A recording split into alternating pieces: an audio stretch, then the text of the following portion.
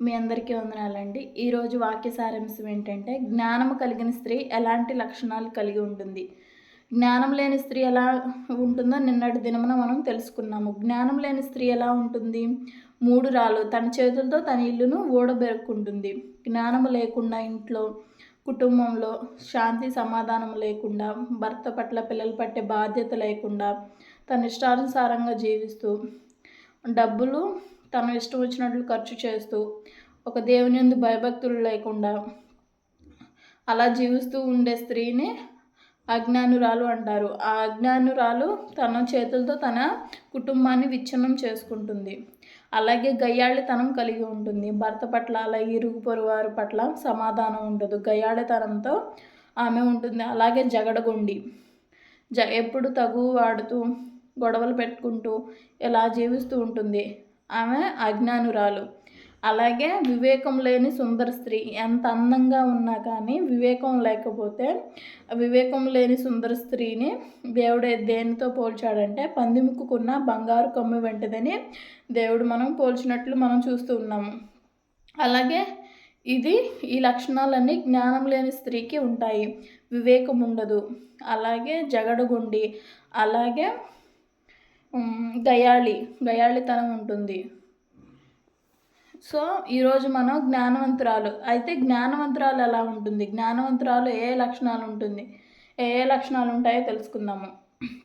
సామెతల గ్రంథము 12వ అధ్యాయం 4వ వచనం.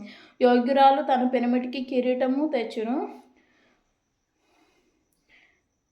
సిగ్గు తెచ్చినది వాని ఎముకలకు కుళ్ళు. యోగ్యురాలు, ఇక్కడ మనం చూసినట్లయితే యోగ్యురాలు తన పెనిమిటికి కిరీటం అంట. యోగ్యత కలిగిన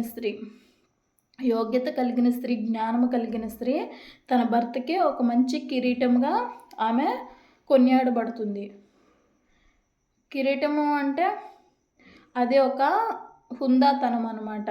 ఒక స్థాయి, ఒక భర్తకి ఒక మంచి స్థాయిని తెచ్చే విధంగా భార్య ఉంటుంది. తన భర్తకి సాటి అయిన సహాయంగా తను ఉంటూ కుటుంబ బాధ్యతలు, అలాగే పిల్లల పట్ల, దేవుని పట్ల, కుటుంబంని త్రోవ తప్పిపోతుంటే పిల్లలు కానీ భర్త కానీ దేవుని వైపు నడిపించే బిడ్డగా ఆమె ఉంటుంది. ఎవరు? జ్ఞానవంతురాలు.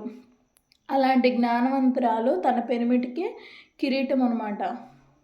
అట్లా మనం కూడా జ్ఞానము కలిగి మన భర్తకి కిరీటం తెచ్చే విధంగా మనం ఉండాలి.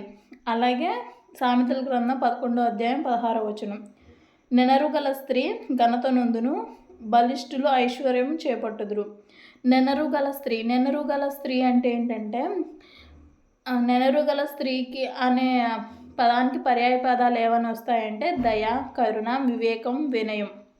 దయ, ఇతరుల పట్ల దయ కలిగి నడుచుకోవడం, జాలి కలిగి నడుచుకోవడం, ఇతరులకు సహాయం చేసే వ్యక్తిగా, ఇరుగు పొరుగు వారితో సమాధానంగా సహాయం చేసేవారు, మంచిగా పలకరించే విధానం, అలా దయ, కరుణ, వివేకము, వినయము. ఎవరైనా ఏదైనా చెప్తే తొందరపడకుండా వినయంతో వాటిని వినే స్వభావం కలిగి ఉండడం. ఇలాంటి స్త్రీ ఘనత నొందును. ఎక్కడైనా కానీ ఇలాంటి స్త్రీలు ఉన్నప్పుడు వాళ్ళు 10 మందిలో ఘనత నొందేవారిగా వాళ్ళు ఉంటారు.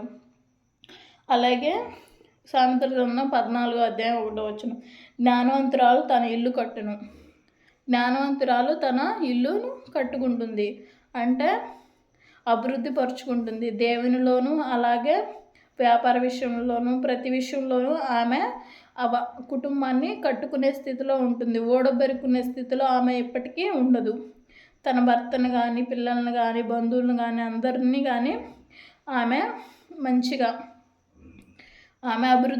అభివృద్ధిలోకి తీసుకునే వచ్చే విధంగా ఆమె ఉంటుంది. జ్ఞానము కలిగి నడుచుకుంటుంది. దేవుని పట్ల కూడా ఆమె ఘనత నొందుతుంది. తన చేతులతో తన ఇల్లు కట్టుకుంటుంది. బాధ్యతలు కలిగి ఒక మంచి ఆలోచనతో ఆమె ముందడుగు వేస్తుంది. అలాగే సామెతల గ్రంథం 19వ అధ్యాయం 14వ వచనం. గృహమును విత్తనమును పితరులు ఇచ్చిన స్వాస్థ్యము, సుబుద్ధి గల భార్య యెహోవా యొక్క దానము. సుబుద్ధి గల భార్య ఏంటండి? యెహోవా ఇచ్చే దానము. ఈ కాలంలో మంచి భార్యలు దొరకడం చాలా కష్టమవుతూ ఉంది. సుబుద్ధి గల భార్య యెహోవా ఇచ్చిన దానము నిజంగా దేవుడిచ్చిన దానమేనండి. సుబుద్ధి అంటే మంచి బుద్ధి గల స్త్రీని ఒక వ్యక్తికి, ఒక పురుషునికి వివాహం జరిగినట్లయితే ఆమె సుబుద్ధి కలిగి నడుచుకున్నట్లయితే ఆ సుబుద్ధి కలిగిన స్త్రీని దేవుడే దానముగా ఇచ్చినట్లు ఇక్కడ బైబిల్ గ్రంథం సెలవిస్తూ ఉంది. సుబుద్ధి గల స్త్రీ యెహోవా యొక్క దానము.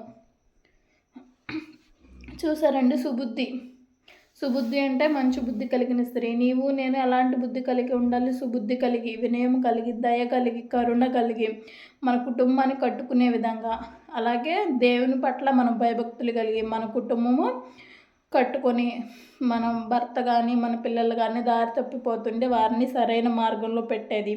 ఇంటిని నడిపించేది ఎవరండి? ఇల్లాలు. భర్త ఏదో పనితో బయటకు వెళ్తూ ఉంటాడు, ఇంటిని నడిపించేది ఎవరండి? ఇల్లాలు. సో భార్య అనే వ్యక్తి జ్ఞానము కలిగి అలాగే ఇంటిని కట్టుకునే విధంగా జీవించాలి. బైబిల్ గ్రంథంలో మనం చూసినట్లయితే జ్ఞానం కలిగిన స్త్రీలు చాలామంది ఉన్నారు. అబిగయీలును మనం చూసుకున్నట్లయితే ధనవంతుడైన నాబాలు భార్య. ఆమె అందగత్తె మాత్రమే కాదు, వివేకము వినయము కలిగిన స్త్రీ. అలాగే దేవునికి నచ్చే లక్షణాలు ఆమె దగ్గర ఉన్నాయి. ఆమె అందంగా ఉంటుంది, అలాగే వినయము దయా కరుణ కలిగిన స్త్రీ అన్నమాట. ఆమె ధనవంతుడైన నాబాలు భార్య. ఆమె ఎంత ధనం ఉన్నా, ఎంత అందం ఉన్నా, ఆమె దేవునికి నచ్చే లక్షణాలు కలిగి ఆమె ఉంది. అలాగే షూనేమీయురాలు. ఎలీషా వెంబడించి తన సమస్య పరిష్కారం అయ్యే వరకు ఆమె విడిచిపెట్టని పట్టుదల కలిగిన స్త్రీ షూనేమీయురాలు. అలాగే రూతును చూసుకున్నట్లయితే తన అత్తని విడిచిపెట్టదు.